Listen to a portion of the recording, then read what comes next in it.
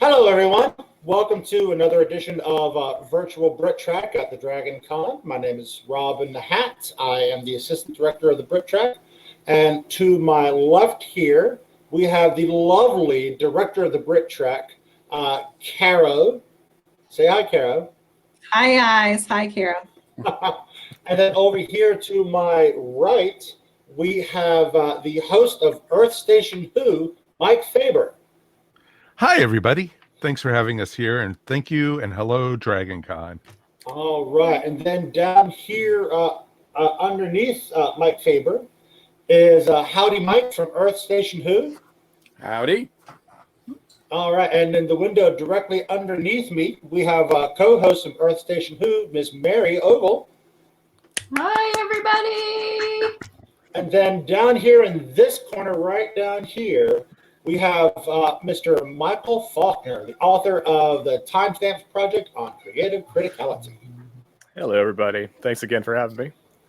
Yeah. All right. With a brand new spiffy camera, too. Yeah. Hey. The title of today's panel is Doctor Who 101, Where to Get Started, and I'm going to turn it over to Mike over here, who is going to lead us all in a song. That's right. All right, everyone. No. You ready?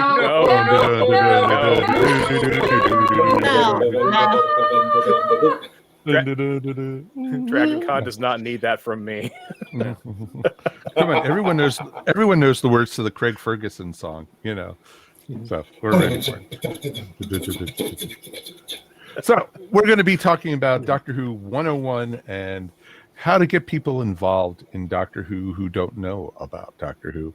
They might have a passing interest in Doctor Who, and basically the way we're going to do it is our panel is going to be doing recommendations where you should step into Doctor Who or episodes that would represent the series properly, or there might even be a comic, or there might be an audio adventure. It just all depends. Doctor Who has almost 60 years of a history to it. We're right now 3 years away from the 60th anniversary. So there's a lot of things to jump into. And a lot of people are like, I don't know where to get started. I've seen people wear Doctor Who t-shirts, or I've seen these people wear fezzes or bow ties or carry these sonic screwdrivers. What is this? What is it all about? What's the deal with the police box? I want to know. So we're going to tell you guys tonight. So let's jump in. And if you had, to introduce to somebody to Doctor Who, I'm going to give this to Mike Faulkner. How would you introduce them? How would you describe to Doctor Who? How would I describe the show, or where would I tell them to jump in? Which How would you describe the show first? It is, if you consider it's a show about problem solving with romance and intellect versus brute force and cynicism, as Craig Ferguson said. Right? You got an alien who seems infatuated with the planet Earth and the people of the planet Earth, and he goes out there, or she goes out there now, and they solve the problems. They help save people. They save the universe from the forces of darkness, and they do it by thinking about it. They do it by compassion. They do it by intellect and reasoning. They don't just pull out a gun and solve problems that way. Have there been a lot of Doctor Who's, or is it just one character? How's that work? It is. I describe it as one character with a lot of different personalities and faces, because the thread still runs throughout all of them, but you do change actors, so you change the way that the character looks and acts periodically. Okay, so you're not describing somebody who's schizophrenic. No, he just has a lot of personality. Okay, Mary, what about you? What with Doctor Who? How would you describe what the Doctor does?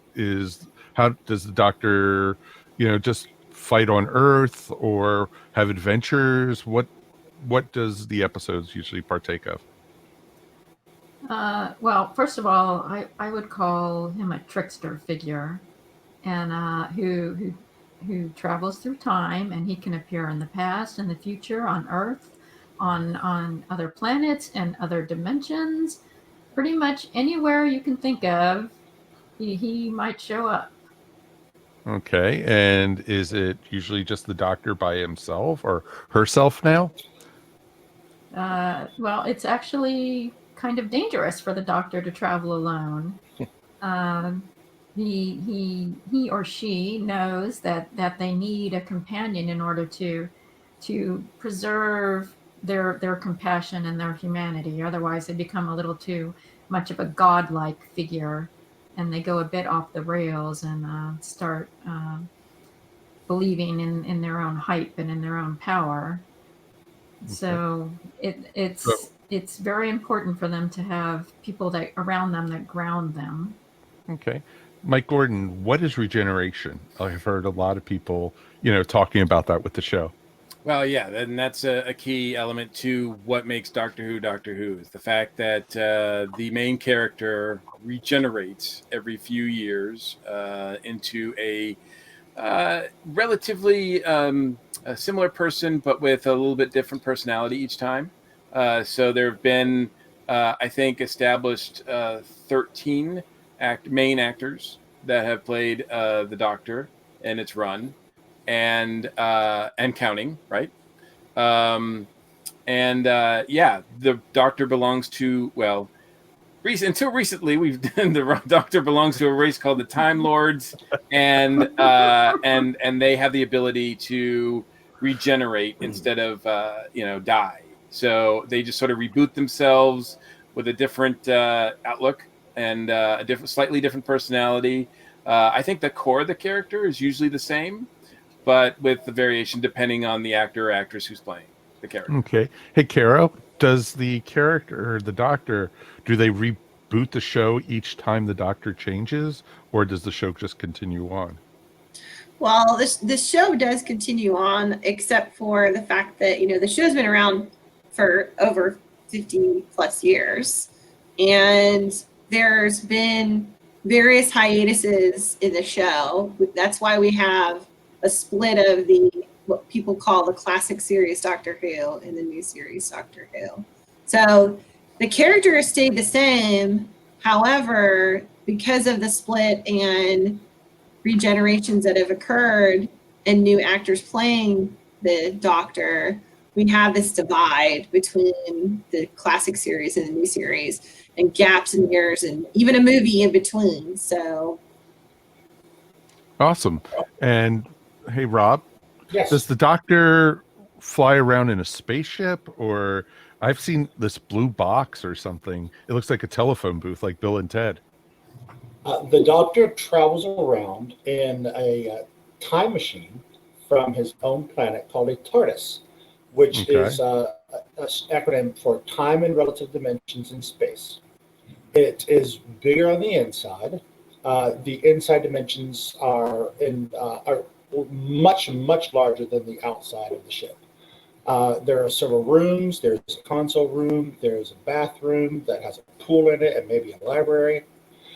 The TARDIS is stuck in the shape of a Metropolitan Police box from the 1960s.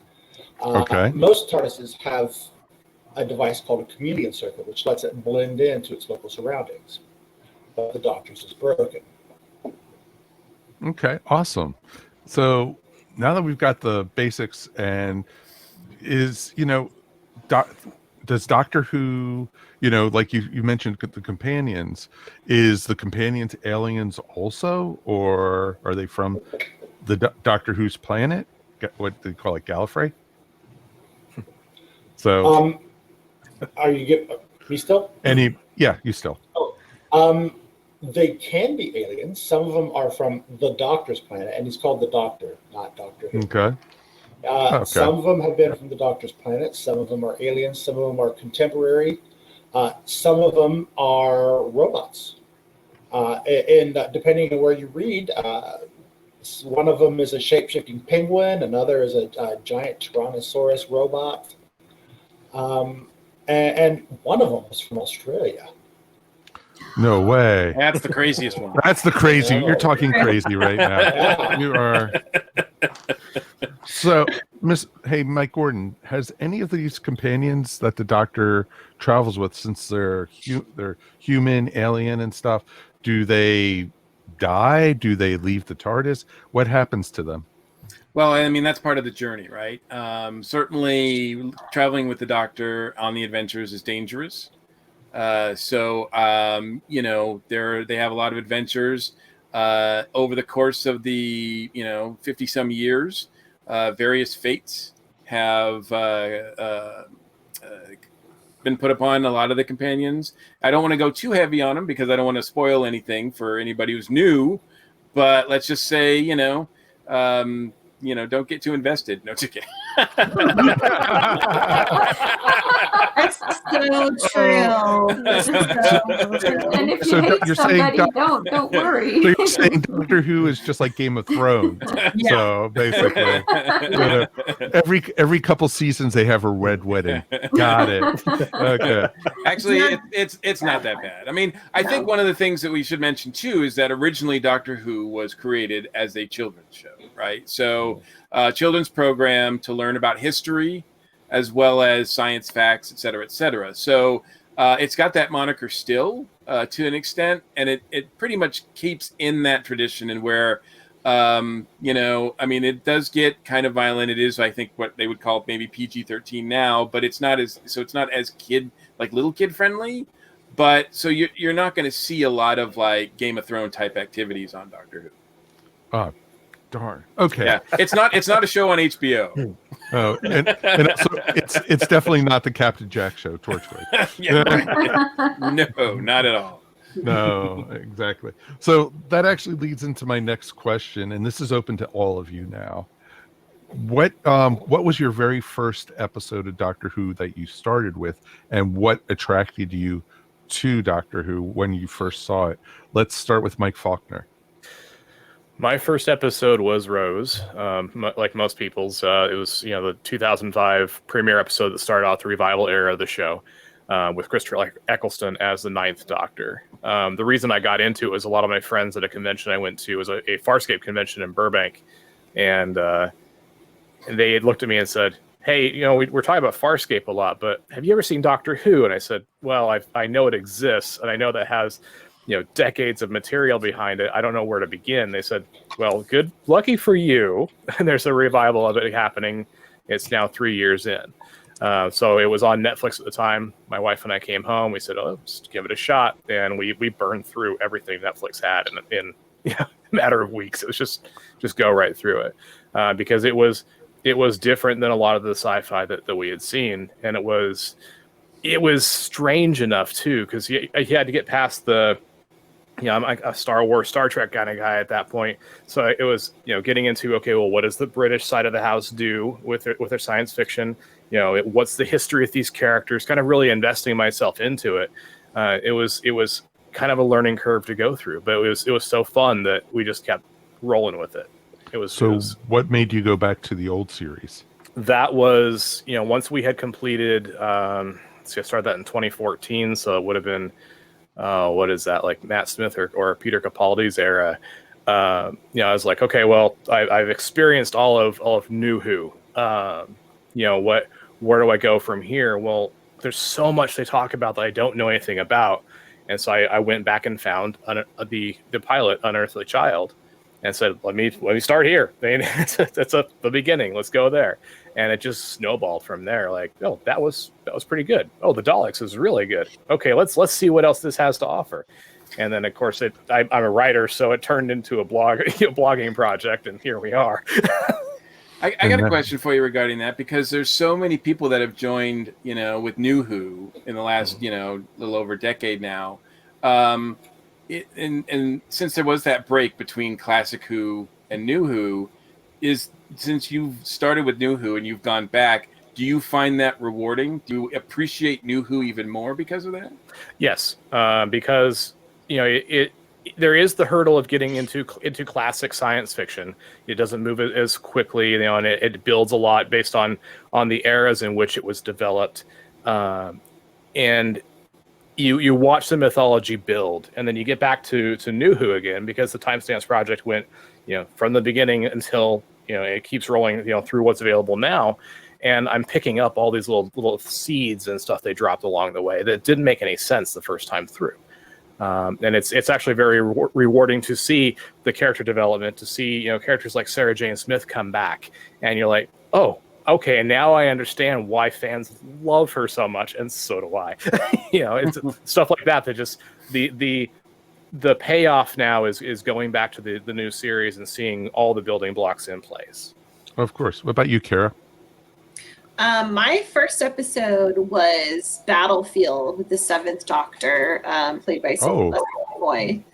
And I caught it on play rerun on PBS when I was living in California. And they just happened to have random completely out of order episodes that they'd purchased and had bought whole seasons of.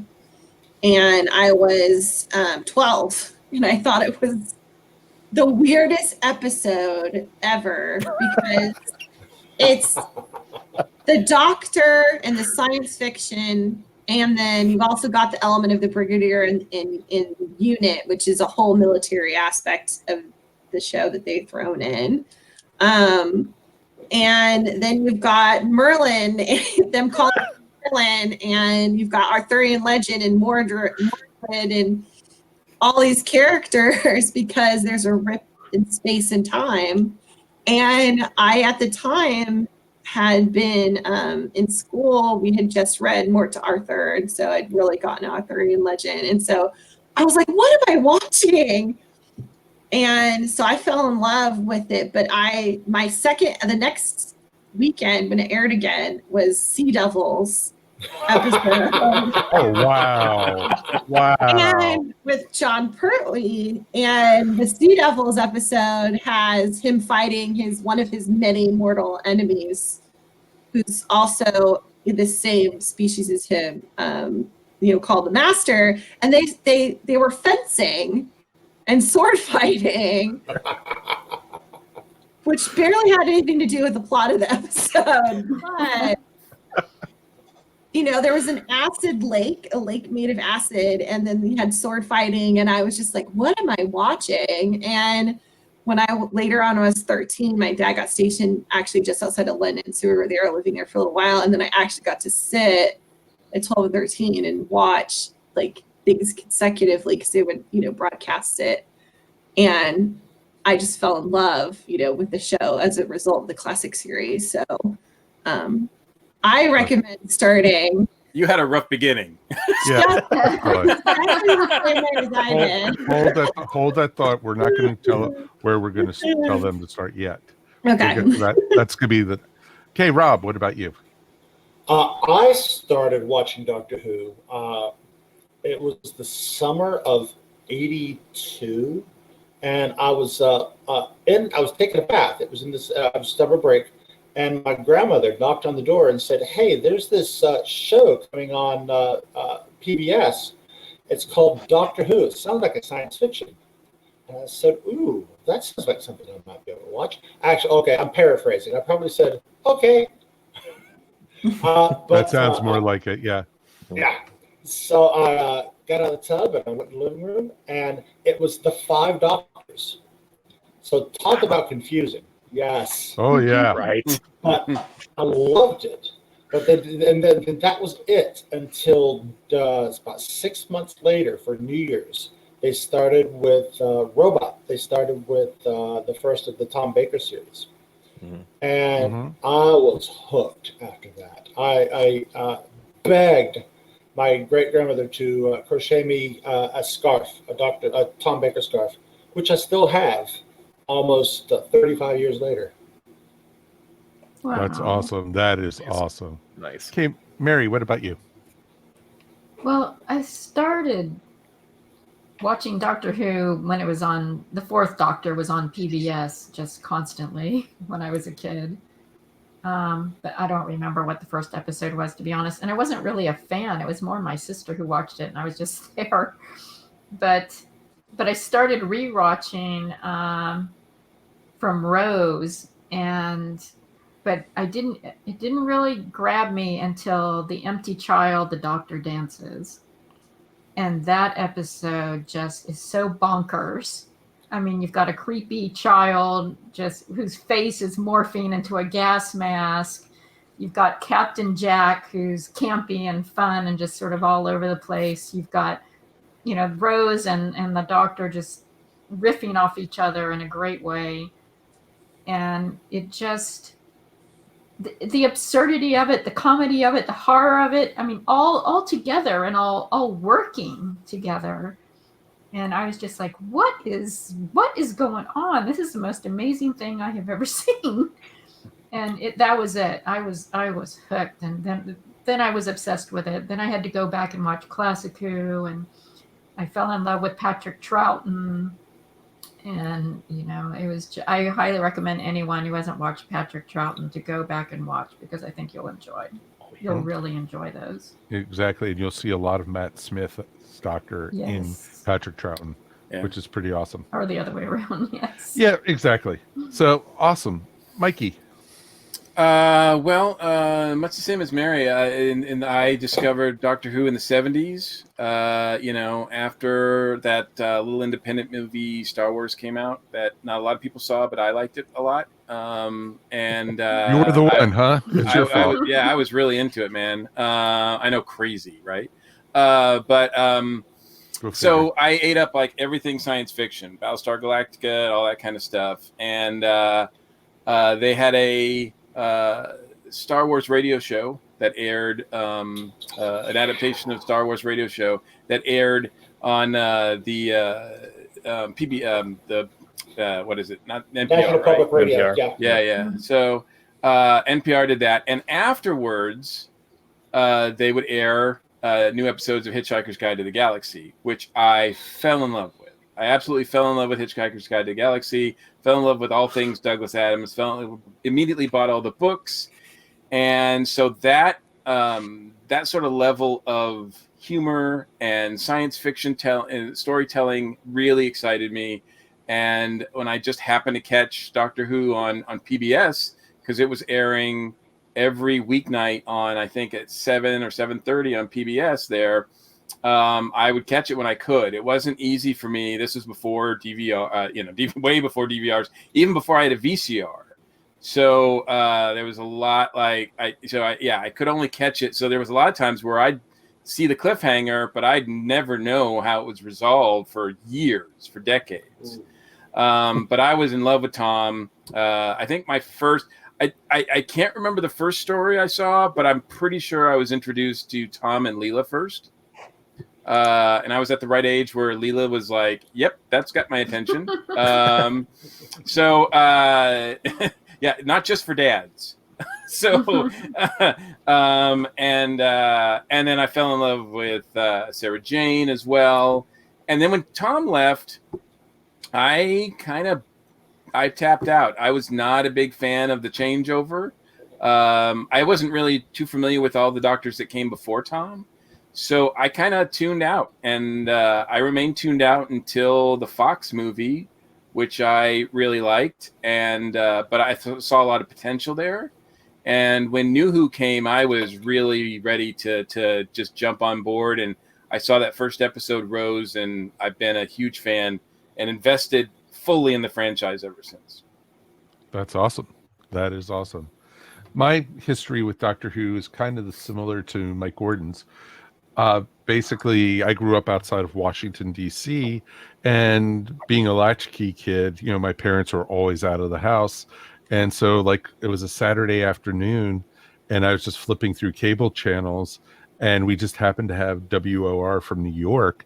And Saturday afternoons, they ran all the Doctor Who stories all together, so they didn't do the half-hour cliffhangers. Right. And so I got to see the Talons of Wai-Chiang for my very first story, and it was the Doctor fighting ninjas with a Chinese midget. It was awesome, and it was just a great story with giant rats, and I was probably at the most 10 years old, so it caught my attention right away.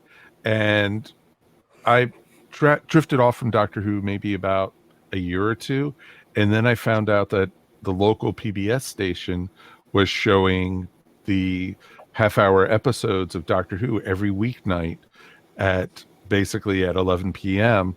So I had a TV in my room by that time, and I got to watch Doctor Who. And I started with, I think it was The Wheel in Space, with the Doctor, Sarah, and Harry, and it was awesome. And I was hooked ever since. And I've been a Doctor Who fan ever since. The only problem was where I grew up, Doctor Who was only Tom Baker for me. When they got to the Regeneration with Logopolis, they started back always at the beginning with Robot. And so it just went through the whole Tom era. And I watched it every time still. And then at Pledge Time, they started showing the other Doctors. They started showing some of the Third Doctor, some of the Fifth Doctor. And then they showed in 1983, they showed the Five Doctors. So it was awesome to see. And also that's the era where Marvel Comics was starting to reprint the British Doctor Who comics here in the States. So I caught up on that, and I just started going there, and I never looked back. So that was my Doctor Who intro. And I was lucky enough to be able to teach Judy how to like it and what to introduce her. And that's what we'll do in a second, where we introduce the different people or what you would recommend. But I also got to introduce my son to Doctor Who. And for me, I introduced him with Rose, like Mike Faulkner did, because I thought it was a good starting point for somebody. Instead, you didn't have to learn all the history and everything. And this was probably 2005, and I didn't have all the DVDs at the time or stuff like that. So we started with Rose, and when they started showing it on Sci-Fi and then coming out with the box set for the Ninth Doctor, we picked it up as soon as it came out. So it was pretty awesome. So that's how I did it. What would you guys recommend for somebody who doesn't know Doctor Who?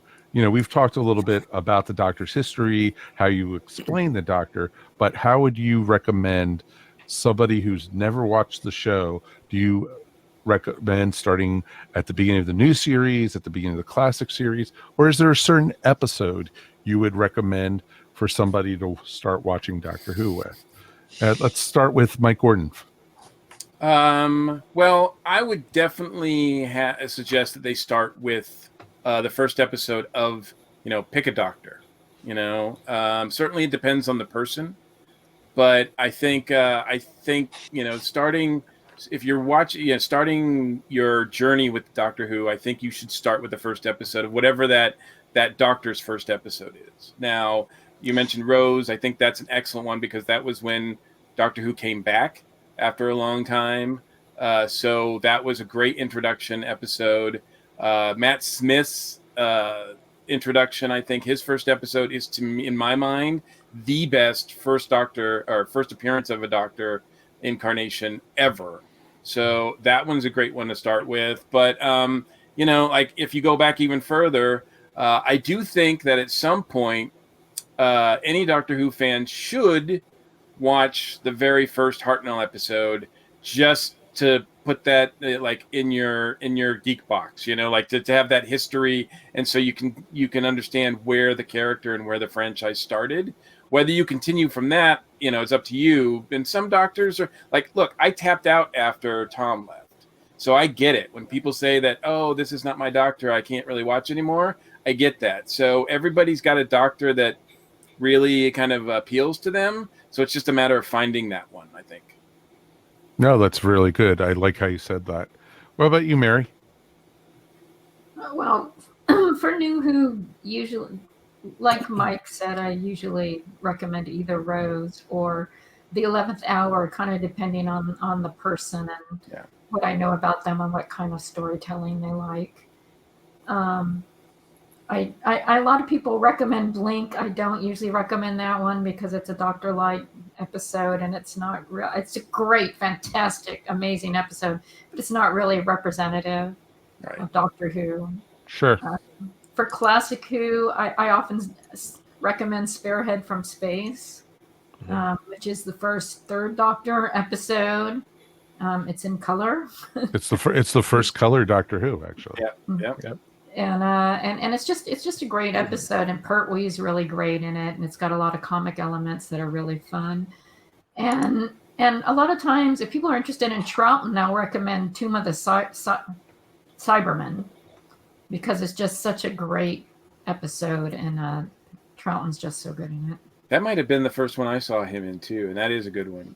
Oh, it's a great one, and it's fun because the Doctor takes charge right away and has the Cybermen and in their glory, which is pretty awesome. That's awesome. Carol, what about you? I think it depends on like what kind of person you are. So the brilliance of Doctor Who is that every iteration of the Doctor has some sort of personal characteristic that's the strongest or stands out the most. Meaning like some of them, are kind of a little dark. Some of them are really campy and, enjoy a good laugh. And then you've got some that are more mad scientist-y. So I think if you, depending on what you like, you're going to fall in love with the show by starting with that kind of idea, like reflecting on like, well, what do I watch now? What do I like now? And then where can I go from there? For me, I love cult classics. I love anything that's camp. I love anything that's, got that kind of element to it. So I fell in love with Pertwee and with the Seventh Doctor with Sylvester McCoy. McCoy is what I guess I would call my Doctor, only because he's got crazy episodes. I mean, he's got one where he goes to like a psychedelic circus and what is it? Greatest Show. Greatest show in the Greatest galaxy. show in the Greatest galaxy. show in the galaxy. We just did that one. The Greatest Show in the Galaxy, which is a great episode. And then Survival was my other favorite because it's got cheetah people in it.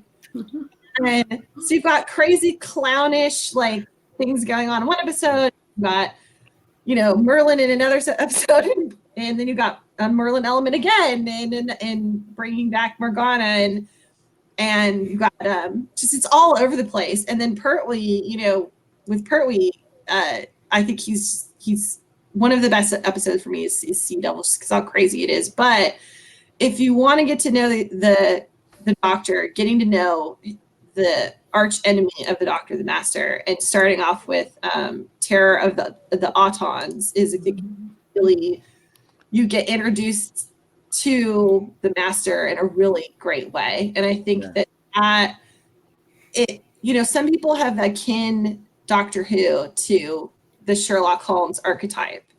And, I think that stands out a lot in that episode. So if you like Sherlock, if you're really into that, you might kind of get that feel of the dynamic, the Moriarty, Sherlock dynamic that you get with the Master and the Doctor. So I think that's a really good episode to start off with.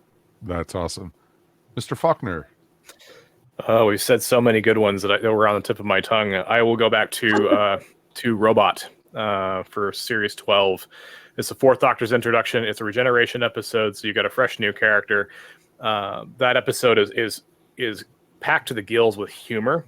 It makes you love Tom Baker as the Doctor because he seems like he's not taking things seriously, but you look in the background, he's calculating everything. He's crunching all the numbers to figure out what the solution to the problem is.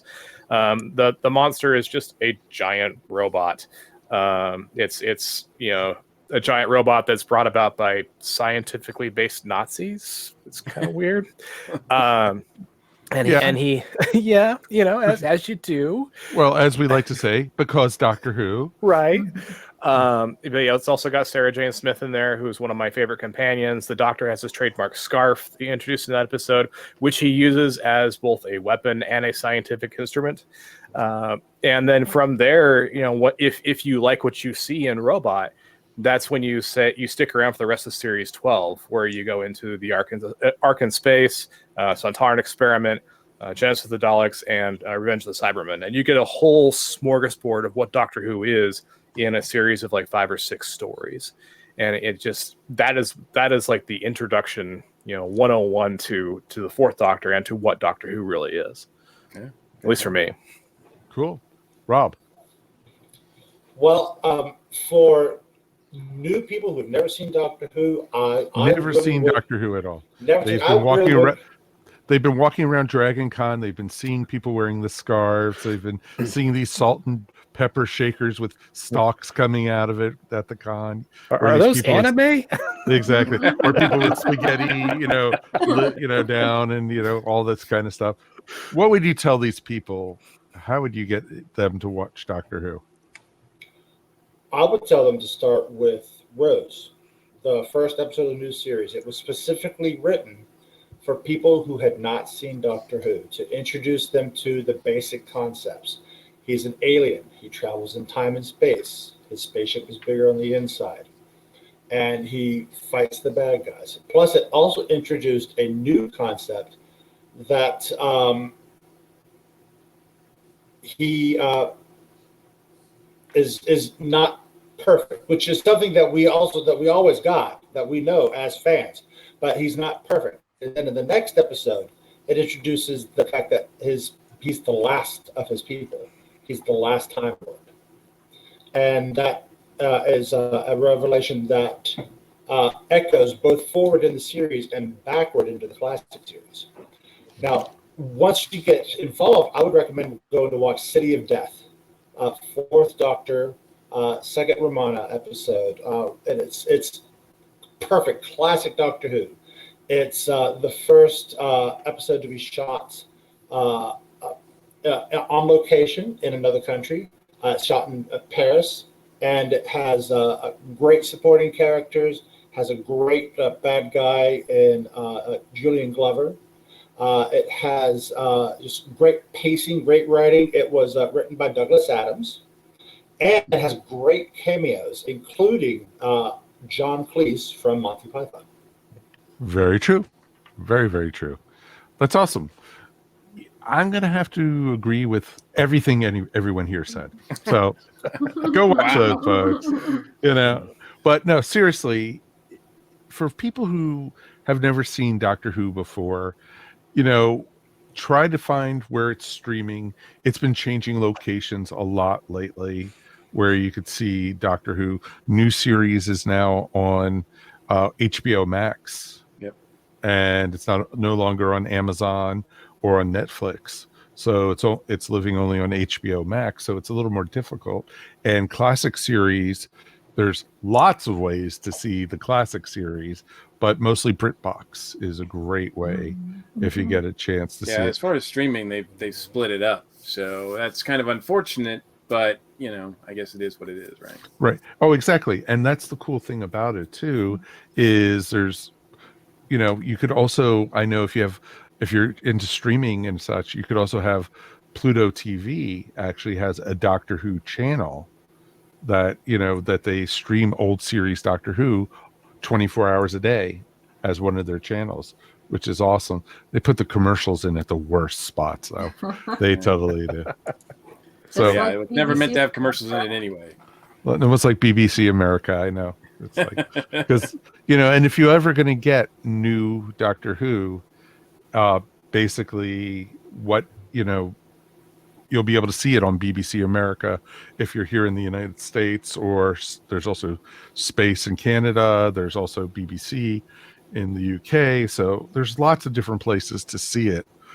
I know, with Doctor Who also, it's just what we did for our podcast, Earth Station Who, the first, I think, 12 episodes, 13 episodes, what we did was we did the first Doctor, started with him, and we watched the first episode, and then we watched his last episode. Right. And then we went to the next and witnessed the regeneration, and then we watched the first of the second Doctor, and we went all the way then to the end of that Doctor, and so on and so forth. So we got to watch and review all the regeneration stories on the podcast, The first and last stories, yeah. Exactly. But you're missing, if you just watch those stories to begin with, you're missing a lot. And also, it's hard to find the sixth Doctor regenerate into the seventh Doctor. Well, and you can't even watch the last Hartnell story. No. Well, So- actually, now you can. They came out with the 10th planet. Oh, that's true. That's true. The the thing that makes it crazy though is that those, and that's why it's kind of crazy.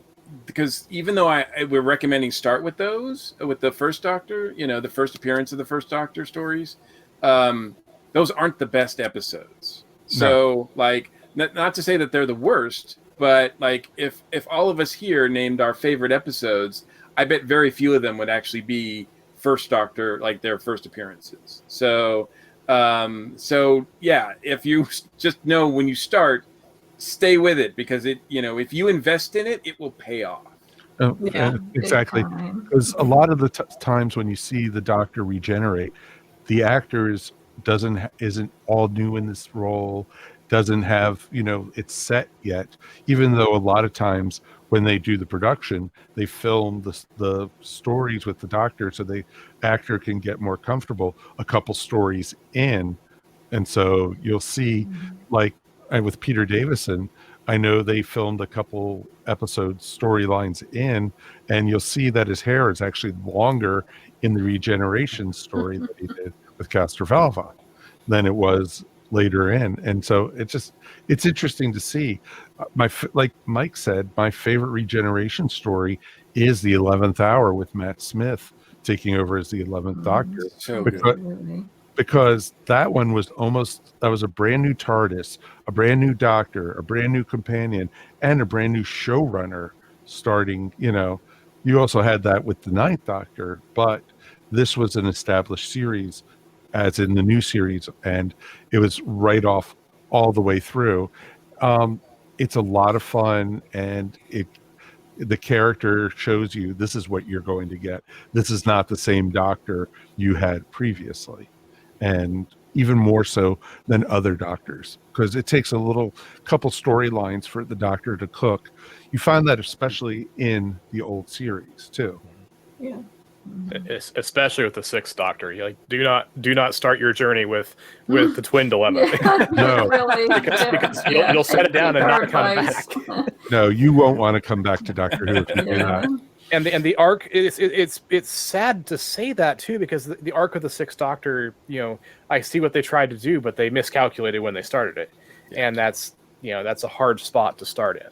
Well, like you said, it takes a while.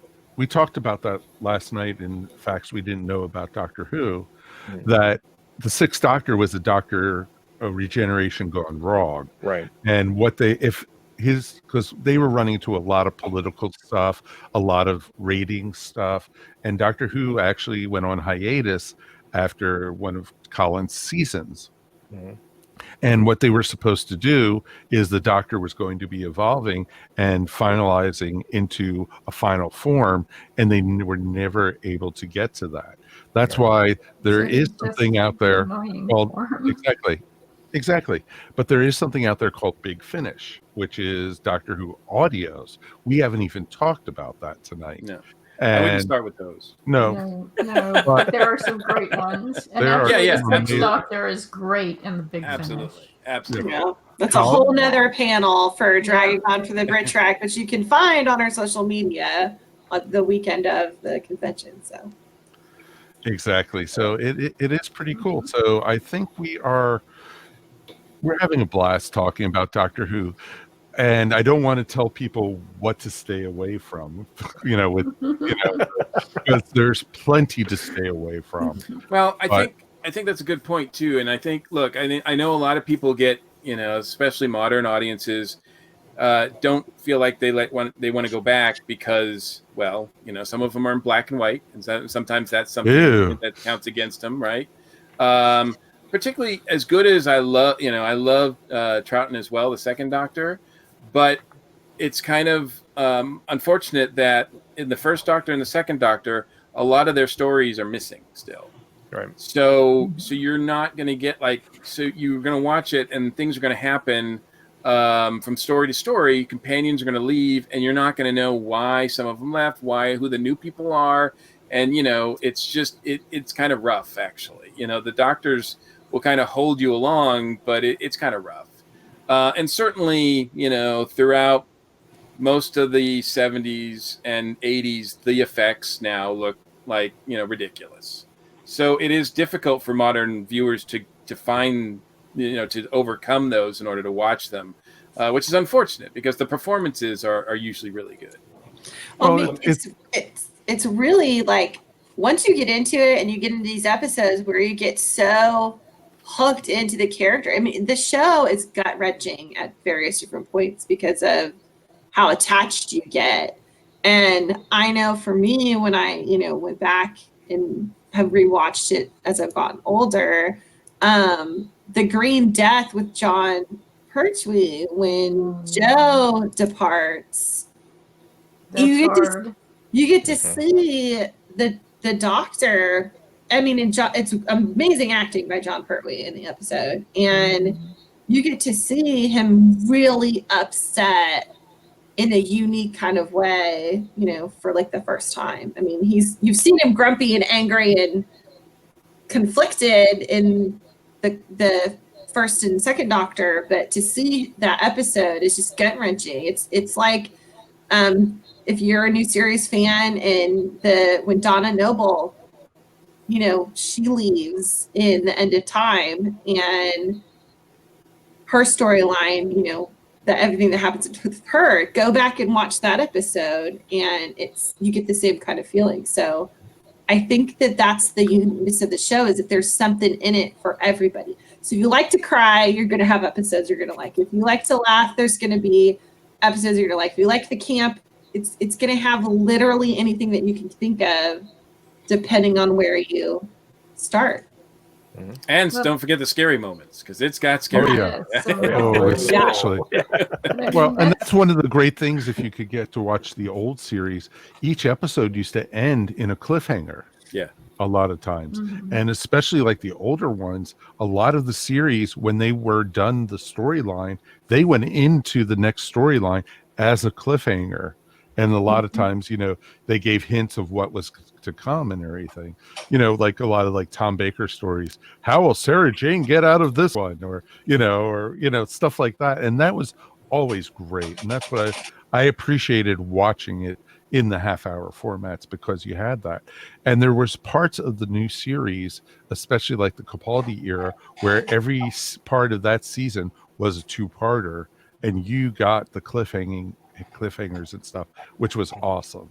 And it's still the classic series is still more accessible to join like mid-season, to just watch a story here and there, because they didn't have DVRs. Back then television was a lot different wherever it was. So you had, people, every time you watch something, it's someone's first time, right? So you kind of have to account for that. Whereas now the storylines are kind of convoluted. And if you start mid-season or mid-Doctor, sometimes you won't really understand what's going on. I think with that, you have to start. That's why we recommend starting at the beginning. Well, either that or just start at the beginning of a season at least. Right.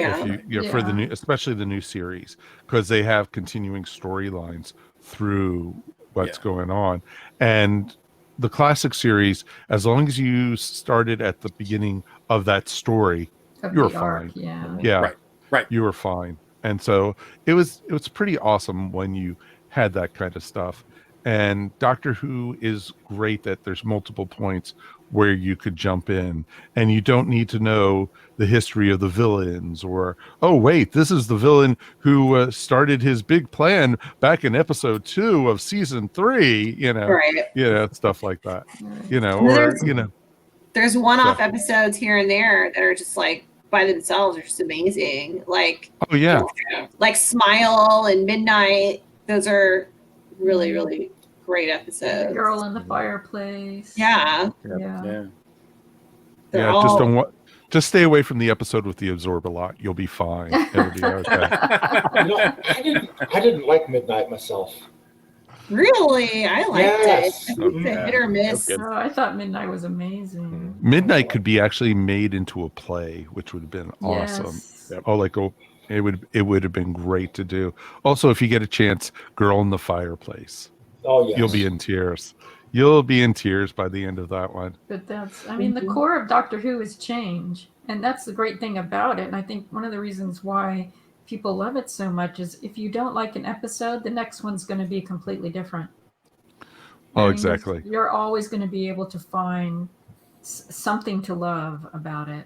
Yeah, even the historical figures, we haven't really talked about that, because he does travel back in time to different, time periods, and he encounters all sorts of characters throughout history. I mean, he meets Dickens, he meets Vincent van Gogh, which is an amazing episode. Oh yeah, this last Rosa season, the Parks. Doctor just met Nikola Tesla, Yeah. so and Thomas Edison. So it was pretty awesome. And like you said, the season before, Rosa Parks. So there's definitely very historical stories where they meet, and they have fixed points in time where they can't change anything. So Like Pompeii. Yes, Like Dr. Who. Pompeii is one of my favorite new series, episodes is Pompeii. I think that it's a great, it's a great episode. So Donna Oh, yeah. And yelling at the Doctor. And that's the cool thing. Each companion, when they're with the Doctor, has a different dynamic. There's no two companions that were ever the same with the Doctor, which was awesome. We've mentioned how, each, depending on your personality, you might be attracted or, interested in a particular Doctor. But the fact of the matter is that the Doctor usually isn't alone. So it's how they interact with their companions, who those companions are, that whole Team Tardis thing, whoever's, traveling with them, that's what brings you in and pulls you in. Yeah, And you become part of the fam. It's awesome. It's like we said before too, those companions remind the Doctor of what it means to have a human side. I mean, the Doctor's not, depending on which story you watch, he or she isn't necessarily human, but to interact with humanity, they have to have sort of that humanity with them. And the companions help to remind the character of the Doctor, what it means to be human. There's one point with the Fifth Doctor's run when one of the companions says, "You know what? This isn't for me," and departs the TARDIS. Because you've actually had companions that have failed too. Yeah. That you had a companion took advantage of going forward in time and got all this modern technology, and the Doctor was pissed off as hell because of that. So it was real interesting to see. There's so much for Doctor Who, but this is just an intro. This is Doctor Who 101. So thank you guys for listening to our nonsense today. It was a lot of fun as always. Let's thank, of course, Caro and Rob for having us. It's always a pleasure for you guys to let us blab about Doctor Who. And you guys have been great to us over the years. So thank you from the bottom of my heart. I appreciate that. Well, And of course, thank you, Mike. You've every single one of you have been absolutely spiffing in working with us for over a decade. So thank you so much. now I feel old. I was going to say that. Whoa. I don't travel through time. Sorry, I'm just trudging along year after year. I've been on the BritTrack for almost 20 years, so I don't know what you're talking about. Good point. So, of course, Mr. Mike Faulkner, how can people find you? You can find the Timestamps Project, which we mentioned before is a look at Doctor Who, starting with the very first episode, walking week by week through those stories up to the 10th Doctor now as we record this. I'll be finishing his run by the end of the year. You can find that at creativecriticality.net. Excellent. And Mary Ogle, Mr. Mike Gordon, and myself are all part of Earth Station Who. We are part of the ESO network. You could find us wherever fine podcasts are found. We come out every other week, except for when the new series is on. We're weekly, and we review Doctor Who. We review comics. We review books. We review Big Finish. We talk about everything Doctor Who. Some good, some bad. You'll hear it all. We've been doing this for about 8 years now. So we've been talking all about Doctor Who, and we're just having a blast. And we have no signs of letting up. So thank you, Dragon Con. Thank you. Earth Station Who, we have a brand new website coming very soon. Probably by the time Dragon Con rolls around, you'll be able to go to earthstationwho.com to see all our past episodes. So thank you guys so much. Well, thank you so much for everything. The BritTrack at Dragon Con, of course, is a fan track at Dragon Con. We've been around since, I want to say, 1987. We've been around in some iteration or form. and we've been the BritTrack for the past 15 years. So you can find us on social media platforms such as Facebook, Twitter, Instagram. Just look for us at BritTrack and you'll find us. So thank you so much. Okay. Don't you look tired? No, Yeah. Yeah. I'm a little tired. It's like that joke. All right, well, thank you so much, DragonCon, for everything. We really appreciate it. Bye. See you around next time.